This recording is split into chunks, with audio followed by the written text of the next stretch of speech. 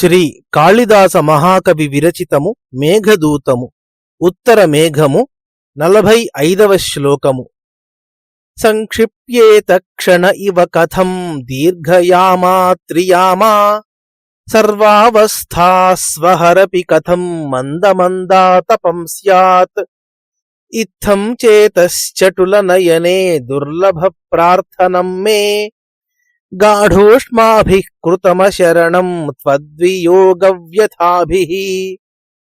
తాత్పర్యము: పొడవైన జాములు కల రాత్రిని క్షణకాలమునకు కుదించుట ఎట్లు, సర్వావస్థలలో పగలు తాపమును అనునయించుట ఎట్లు, ఓ చంచలాక్షి, ఈ విధమైన తీరని కోర్కెలు కల నా మనస్సు తీవ్రమైన నీ విరహవేదనచే అనాథ అయింది.